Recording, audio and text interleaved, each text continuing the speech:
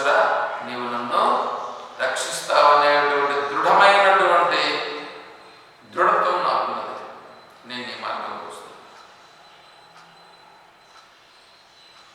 అది రావాలి.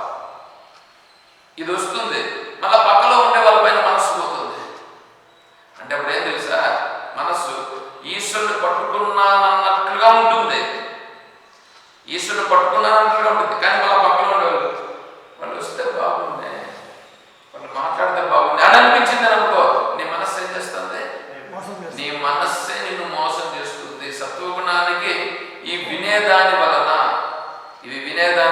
ఇలాంటి వాళ్ళతో సంబంధం కలిగి ఉన్న కారణం చేత నీ మనస్సు సత్వగుణంలో ఉన్నట్లుగా నిన్ను భ్రమింపజేస్తుంది. ఇది మనస్సు పతనమయ్యే మార్గంలో మనస్సు పైన వేసే వల, మాయా ప్రభావం.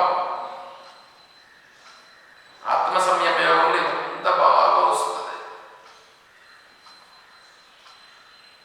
ఎంత జాగ్రత్తగా ఉండాలంటే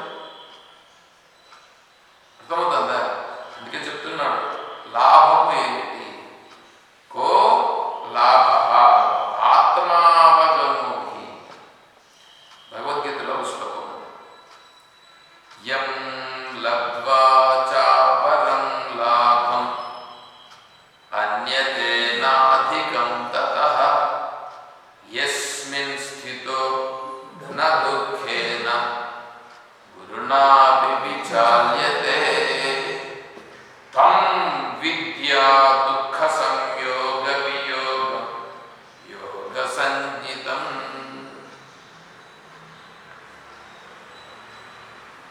అది యోగ సంజ్ఞితం, అది యోగం.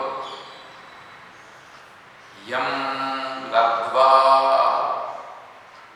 చ అపరం లాభం, ఏది పొందిన తర్వాత దానికంటే మించిన లాభం ఇంకొకటి లేదు. అన్యతేనాధికం తతః, నువ్వు మిగతా లాభాలు ఎన్నన్నా పొందు, ఆ లాభాలన్నీ ఈ లాభంతో సరితూగలేవు. అది ఎట్లా తెలిసింది? యస్మిన్ స్థితో నా దుఃఖేన, ఎప్పుడైతే ఏ స్థితిలో అయితే నీకు దుఃఖం అని అనిపించడం లేదు, అంటే దుఃఖ సన్నివేశాలు కూడా వచ్చినాయి, దుఃఖ సన్నివేశాలన్నీ జరుగుతున్నాయి. ఏమ్మా లోపల రావచ్చు, బాగా తీసేయి. ఎప్పుడైతే నీకు దుఃఖ సన్నివేశాలు కలిగించేటువంటి నీ చుట్టూ ఉన్నప్పటికీ అది నీకు దుఃఖముగా నిన్ను వికారం చేయకుండా ఉండగలిగినదో, యం లబ్ధ్వా చ పరం లాభం అన్యతేన అధికం తతః యస్మిన్ స్థితో న దుఃఖేన గురుణాపి విచాల్యతే, దానిని నీవు గురుణాపి విచాల్యతే, అక్కడి నుంచి చలించకుండా ఉండేటట్లుగా నువ్వు అలా ఉండాలి. తం విద్యాత్, దానిని నువ్వు తెలుసుకో, అలా ఉండు. అలా ఉండుట అనేటువంటిది నీ సహజ స్థితి. తం విద్యా దుఃఖ సంయోగ వియోగం, దుఃఖ సంయోగ వియోగం, దుఃఖం వచ్చినట్టుగా ఉంటుంది, నిన్నేమనే మాత్రము ఇబ్బంది పెట్టలేదు. యోగ సంజ్ఞితం, అది యోగం. యోగం అంటే అదండి యోగం. నేను కూర్చొని ఏక పద్మాసనం, ఏకపాద ఆసనం వేస్తాను, ఒంటి కాలు మీద నేను నిలబడతాను, ఒంటి కాలు మీద నిలబడి తపస్సు చేస్తాను, అది కూడా యోగమే. పద్మాసనం, అది కూడా యోగమే. శీర్షాసనం వేస్తాను, తల కింద పెట్టి కాలు పైకి, అది కూడా యోగమే. ఇవన్నీ యోగాలని చెప్పడం అనేటువంటిది, వీటి వల్ల శరీరానికి కొద్దిగా నీకు బాగవుతుందే కానీ నీ యొక్క స్థితిని దృఢంగా చేయదు. అది కాదు నిజమైన యోగం. అంత శరీరాన్ని బాగా పెట్టుకోవడానికి, ఫిట్నెస్గా పెట్టుకోవడానికి ఫిజికల్ ఫిట్నెస్ సరిపోతాయి.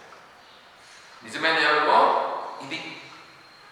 ఇది ఉందనుకో, నీకు శరీరం సహకరించుకోవడం పోయేది కూడా నీకేం ఇబ్బంది లేదు. ఎందుకంటే శరీరం ఎప్పుడు పోయేదే,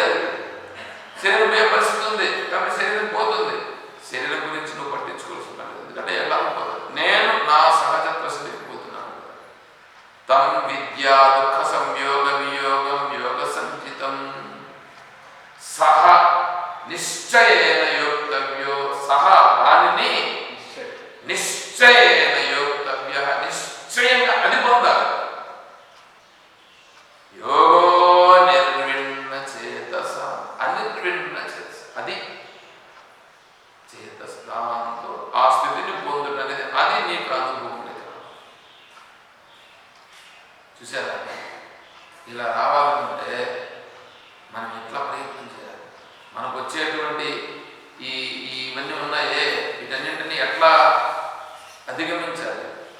చిన్న మాట అంటేనే మనం ఏమైపోతాం, వాటన్నింటికీ లోబడిపోతుంటాం. వికారము చెందకుండా మనం ఉంటూ, వాళ్ళని ఇబ్బంది పెట్టకుండా ఉంటూ, యస్మాన్నో ద్విజతే లోకో లోకాన్నో ద్విజతే జయ. మొట్టమొదటిలో వాళ్ళని ఇబ్బంది పెట్టకుండా, మనం ఇబ్బంది పడకుండా ఉంటామంటే అది కాదు. మొదట్లో ఆ స్థితి రాదు. మొదట్లో ఏ స్థితి రావాలా? నేను ఈ మార్గంలో పోతున్నా, నేను ఈ మార్గంలో పెట్టి వేరే వాళ్ళకి నచ్చదంటే వాళ్ళను సంతోషపరచుట కొరకు మనం ఉన్నామని అనుకోండి, మన జీవితం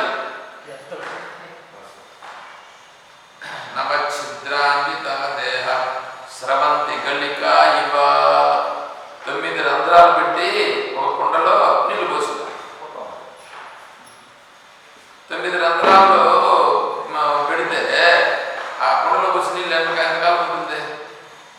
నవఛిద్రాన్విత దేహ. ఈ కుండకి 9 రంధ్రాలు ఉంటాయి. ఆ 9 రంధ్రాలు కూడా ఏమైపోతుంది? కారిపోతా ఉంది. స్రవంతి గళికా ఇవ పోతా ఉంటాయి. కాబట్టి ఏం చేయాలి? మనం తొందరపడు, జాగ్రత్త పడు. నువ్వు ఏ తత్వాన్ని తెలుసుకోవాలో అంత తెలుసుకో. ఎందుకంటే ఈ రంధ్రాలను మూసేయడం నీకు సాధ్యం కాదు. ఎంతకాలం మూస్తే కూడా కన్నులు మూస్తావు, రాత్రి కూడా నిద్రపోతావు, పొద్దున్న మళ్ళీ లేస్తావు. ముక్కులు మూసుకుంటే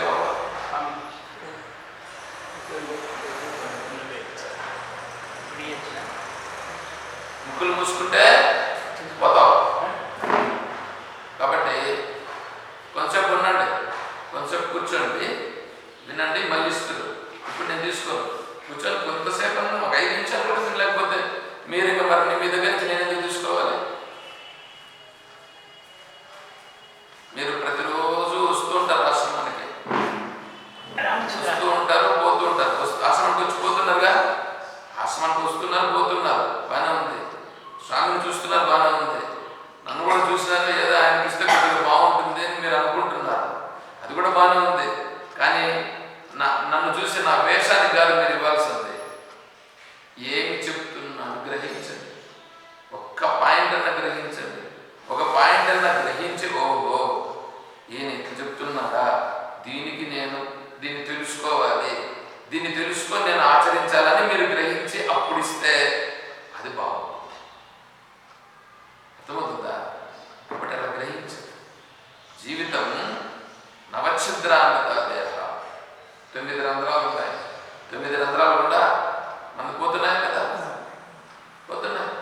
సమయం వృధా అయిపోతుంది, మన జ్ఞానం అంతా కారిపోతున్నది. కాబట్టి ఏం చేయాలి? దేనిని తెలుసుకోవాలనో దాన్ని తెలుసుకునేదానికి ప్రయత్నించాలి. అలా ప్రయత్నం చేస్తే అది ఏ లాభం పొందాలో అది నిజమైన లాభం పొందినట్లు అవుతుంది. ఆ లాభం పొందితే ఇంకా నీకు ఇంకొకటి పొందాల్సిన అవసరం లేదు. బాగా భోంచేస్తే ఇప్పుడు కొంచెం ఒక 2 గారెలు తిన్నప్ప అన్నం అనుకో, ఏమంటాడు? నేను తినలేనప్పా, ఎందుకు నన్ను ఇబ్బంది పెడతావు అంటారా? మీరు అంటారా? నేను ఒకటి కూడా వద్దప్ప అని అంటాను. వద్దని అంటాను. వీళ్ళు వస్తారు, వీళ్ళు వచ్చి స్వామి మేము పండ్లు తెస్తాం, అవి తెస్తాం, ఇది తెస్తాం. స్వామి నాకు ఈ అల్పాహారం పెడతారని మీరే పెడుతున్నారు, అవన్నీ తింటున్నా, మళ్ళీ ఇవి ఎందుకు? అవసరమైతే చెప్తాను. కాబట్టి ఉంది కదా చెప్పి తినడం కాదు. కాబట్టి ఎంత అవసరమో అంతే చూడాలి. ఏం చెప్తున్నా నేను ఇక్కడ? మంచి పాయింట్ వచ్చింది. నవరంధ్రాల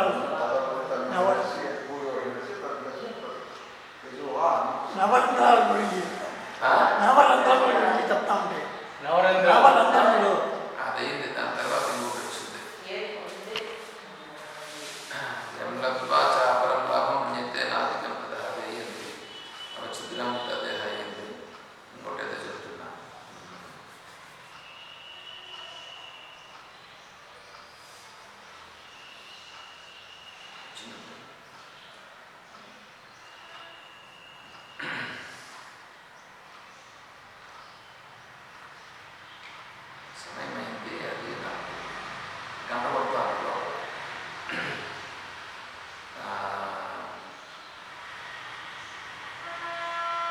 అట్లే రావట్లేదు. అయిపోయింది కథ అయిపోయింది. నేను మళ్ళీ ఈ విషయాన్ని ఇదే మళ్ళీ కంటిన్యూ చేస్తాను. ఎం లబ్ధ్వా చాపరం లాభం అన్యతే నాధికం తదా యస్మిన్ స్థితో నా దుఃఖేన వినాపి విచారి. అది లాభం. ఏ లాభాన్ని పొందితే ఇంకా నాకు అవసరం లేదు. ప్రపంచంలో ఉండేది మీరు చూడండి, ఏ లాభాన్నన్నా పొందండి, ఇంకా నాకు చాలు అనిపిస్తుందా? వచ్చేసి జ్ఞాన విజ్ఞాన తృప్తాత్మ. జ్ఞాన విజ్ఞాన తృప్తాత్మ. మీకు ప్రపంచంలో ఉండేటువంటి వాటి దేనిని తీసుకున్నా తృప్తి కలిగినట్టుంటుంది, మళ్ళీ పోతా ఉంటుంది. బాగా భోజనం చేశారు, తృప్తి అయింది, మళ్ళీ ఒక 2 నిమిషాలకే పోయింది. కానీ జ్ఞాన విజ్ఞాన తృప్తాత్మ, జ్ఞానము చేత విజ్ఞానము చేత తృప్తిని పొందినారనుకో, ఇంకా మీకు పొందాల్సిందే ఏం లేదు, హాయిగా ఉంటుంది. అది లాభం అంటే, నిజమైన లాభం అంటే అది. జ్ఞాన విజ్ఞాన తృప్తాత్మ కూటస్థో విజితేంద్రియ యుక్త యుక్త్యుచ్యతే యోగి సమలోష్టాస్మకాంచన. ఆ స్థితిలో ఎలా ఉంటాడు? డబ్బు, బంగారం, రాయి, మట్టి అన్నింటికి ఒకటే, ఇది ఎక్కువ అని అది తక్కువ అని ఏమన్నా అది తృప్తి. అది తృప్తి, అది స్థిత ప్రజ్ఞత్వం, అది యోగం తెలియదు. అది మనం పొందాలి. అదే ఆత్మస్థితిలో జరుగు. సరే, ఇక్కడ నిలుద్దాం. అది ఇక్కడ తత్సదత్. ఓం సర్వం శ్రీ సద్గురు చరణారవిందార్పణమస్తు. ఓం జై బోలో శ్రీ కృష్ణ పరమాత్మకి, జై బోలో గీతా మాతాకి, జై బోలో భక్త మండలికి. హర నమః పార్వతీ పతయే. జై సీతా. హరి ఓం తత్సత్. ఓం ఓం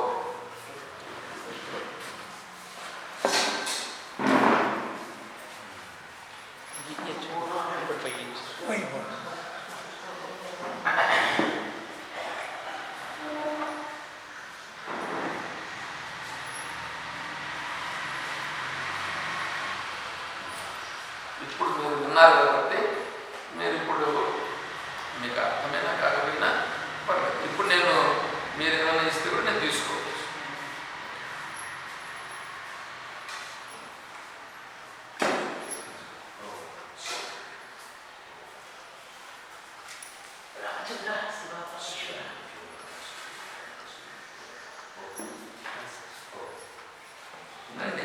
ఇప్పుడు కొంచెం కూర్చొని కొంచెం షాప్ కమిట్మెంట్ ఎక్కువ.